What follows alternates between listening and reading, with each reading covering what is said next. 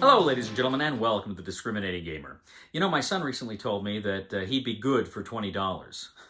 I told him that when I was his age, I was good for nothing. Ladies and gentlemen, today we're going to go ahead and take a look at my top 10 family games of all time.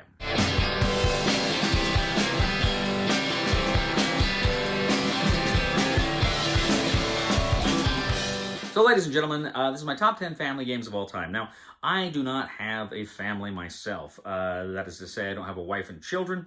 I do have a lovely girlfriend, but I don't have people around me that I would think of as being family. But this list, I'm going to go through and I'm going to look at 10 games that I think probably would do very well with families. And some of this is based on feedback from friends I have who have families who tell me what games they enjoy. And then maybe some of my own suggestions here. But we're going to go ahead and look at games that I think would be good for maybe obviously not really super little kids, but maybe, 9, 10-year-olds up and to have a good, fun night for game night. So we're going to start with my number 10. My number 10 is a very relatively light card game that nevertheless packs a punch, and this is Point Salad. Now, Point Salad from AEG is a game where you get cards, and the way the cards, on one side is what the card is, what kind of vegetable or whatever the card is, and on the other side is how you score different kinds of cards. So you have to make a decision about which cards you're going to have that you're going to score, or which cards you're going to use in order to score. So there's actually a really good dilemma there, and good choices about how you use these cards. And you have, of course, with a few other bells and whistles. That's just the bare minimum there about it. But it's incredibly fun and really good choices. And with the theme is pretty light and fun and accessible, I think Point Salad would be an excellent game for family game night. So that is number 10. That is Point Salad from AEG. My number 9 is a game that is, again, incredibly fun. It is one of these games that you can build stuff, you can create stuff on a very small level. But there's some real competition here, and this is Tiny Towns. Tiny Towns, again from AEG. Tiny Towns is a game where you have a grid. One of you calls out kind of a resource, and you have to put that colored resource on your grid. But you're trying to make these kind of Tetris shapes of buildings, Tetris shapes of cubes, rather, in order to create buildings on any one of those spaces. And then the buildings give you certain advantages. There's a real competition here, but it's also a lot of fun in going back and forth and around trying to figure out who gets what resources. This is Kim. I think it's probably one of Kim's favorite games. She was here the other week, and we were just looking for a fun, light game to play, and she really wanted to play this one, so we broke it out. We played it a couple times. Just a 2-player game. It is fun with more people, but even a 2-player game is fun. But that is Tiny Towns. That is from AEG, and that is my number 9.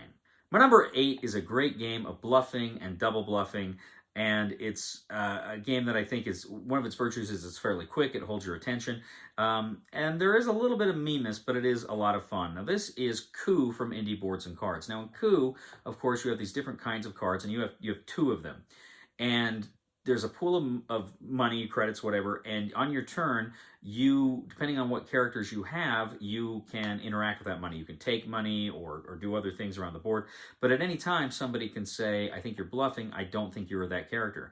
Now, if you are that character, you show it, and that person loses one of their cards, you get a new card. But if you don't, then you lose the card, and if you lose both your cards, you're out of the game. So your cards are both your characters, but it's also your health. And so in that sense, it's fun to play games with cards that do different things. But it's just a great bluffing game. One of the all-time great bluffing games. And every time I've played it, I've had a ball with it. That is my number 8. That is Coup, and that is from Indie Boards and Cards. My number 7 is the answer to Clue. You know, if you played Clue as a kid, you like Clue, good on you. This game is a lot like Clue, but it's so much better, and there's so much more nuance. And this is Mystery of the Abbey from Days of Wonder. In Mystery of the Abbey, you're monks in, I think, the 14th century. You're trying to find which monk has committed a murder, but there's different monks. There's different colors. There's different orders. Do they wear hoods? Do they have beards? Are they fat? Are they thin? And you're trying to narrow it down as to which monk actually committed the murder. So you're going around asking these questions, trying to get all this stuff figured out. But it's kind of the same thing. One of the cards is out of the thing. You're trying to figure out what it is. And as you are interacting with other people, you're asking them, well, what do you know? What do you know? And then you're making notes about that on your own for your own kind of card there. So it's very interesting. It's a very fun game. If you like Clue, Mystery of the Abbey is so much better. I'm not even sure if it's still in print. If it is, you need to pick it up. It's a fantastic game. But that is Mystery of the Abbey, a great family game. That is my number 7 from Days of Wonder. My number 6 is a game that I love, and I'm going to talk about, there's different variations of it, and I'm going to talk about one specific edition, just because that's my favorite edition of it. But you could really play any edition of it. And this is Batman Love Letter. I love Batman Love Letter. I love Love Letter in general. Love Letter is just a phenomenally fun game. But I like Batman Love Letter because, Batman. But it's fun, it's quick, you really have to think about it, but not too hard. But I've given this to some of my nieces, I've played this with kids and adults, and it's always a big hit. Everybody loves Love Letter, and part of the appeal is it is so quick, it is so light, but it's just a tremendously fun game of deduction and a little bit of bluffing, and great game. That is Batman Love Letter. That is my number 6, again from AEG. My number 5 is probably one of the classics of the modern era. It's been around now for about 20 years or so, and it's one of those games that everybody that plays it, no, I shouldn't say everybody, I'm sure there are people that dislike it, but everybody I played it with has really enjoyed it. And there's a lot of different versions, a lot of different editions of it, and different maps for it. This is Ticket to Ride from Days of Wonder. Ticket to Ride is a great train game. It's a great, you're connecting railroad tracks, and it can get kind of mean because you're trying to get these specific tracks to make your routes work, but sometimes you just can't do it, and other people will beat you to it. But it's great fun. First of all, just kind of watching the board evolve with all these tracks is always a lot of fun. But it's also it's just great. It sucks you in. It draws you in. It's set collection. And, the boards are beautiful. I've got both for the standard Ticket to Ride and the European Ticket to Ride. I've got the anniversary editions. I've got the really cool plastic tracks. I don't even think I played with that edition for Europe yet. But I have played the American one, which is just a beautiful game. But I really like it. It's a big hit whenever I play it. That is Ticket to Ride. That is my number 5 for family games. That's from Days of Wonder. My number 4 is a great cooperative game. It's a great cooperative game. I actually sent this to my niece and her family a while back. They live on Guam, and they really enjoyed it. But it's got a great horror theme, and it is Horrified. Now, I gotta be honest, I prefer the American Monsters. There's Horrified and American Monsters. Now, I prefer the theme of the original. I like the classic Universal monsters, but the American monsters, I like the mini games better. I like how you defeat them better. I think there's just a little more meat to them, at least most of them. But Horrified is fun. You're going around, you have a number of monsters you're playing against, and you're kind of negotiating how you're going to take down those monsters. And you have to figure that out. You have to go around. You have to collect cards, collect items. You don't collect you can't collect some of the cards, but you're collecting items to essentially fulfill the objectives of the individual games in order to defeat the monsters. And it's a lot of fun. It's great teamwork, and it's spooky and it's scary, and it can be very tough, but it's first of all, I think this is one of the great gateway games of all time, and it's just a lot of fun, and played it with some kids that really have enjoyed it. So this is number 4, that is Horrified, and that is from Ravensburger. My number 3 is a game, and this is one I haven't played in a while, and I need to play it again because it's so much fun. It's almost more of a party game. But this is a game I play that every time I play it, everybody's laughing. Everybody's having so much fun. And this is Cash and Guns. Cash and Guns is fantastic. Essentially, you've got these little fake styrofoam guns. You've committed some big heist, and you've got all the loot out in front of you. But how are you going to divide up the loot? And so 1, 2, 3, you point your gun at somebody.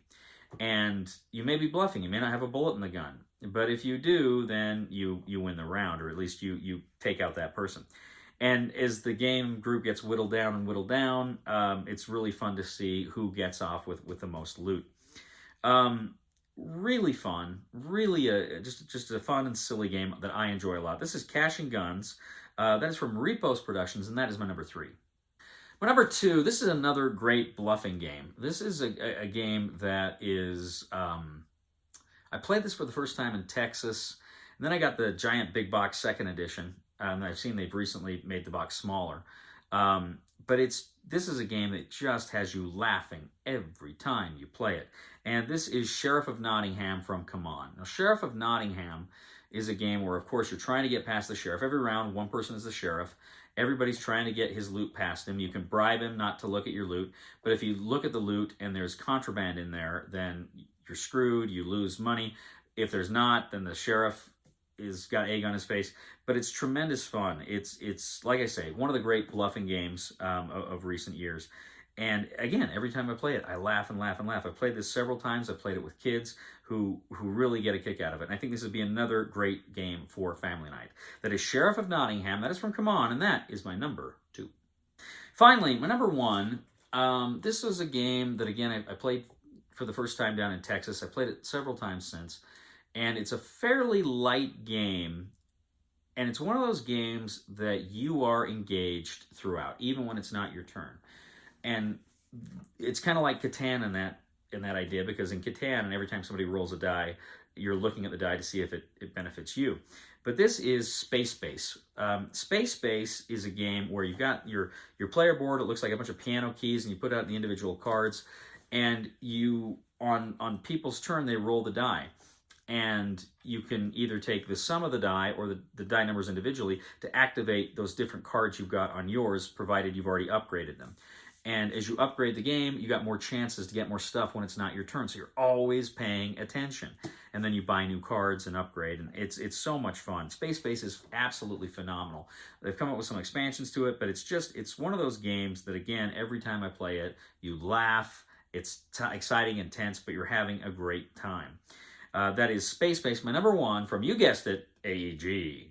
Well, ladies and gentlemen, thank you. Let me know, what do you think? What are some of your favorite family games? What are some of the games that you like to play a lot when you got the wife and kids around, or the husband and kids around, or the parents around, or just the kids?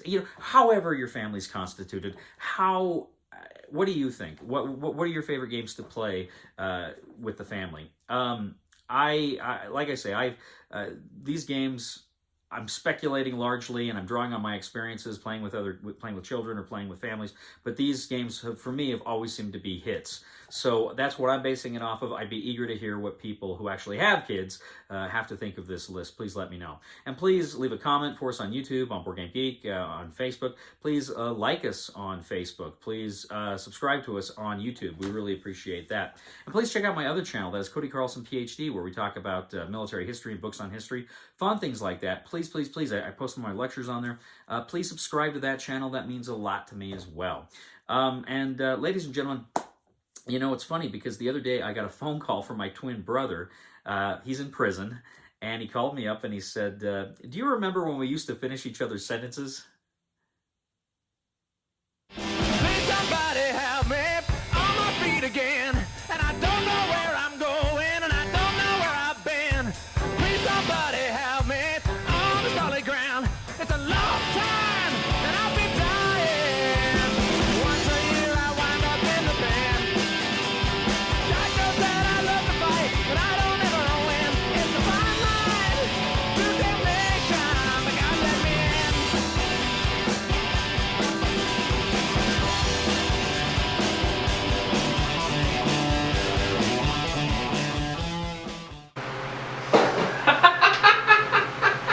Wow, that's 12 you owe me.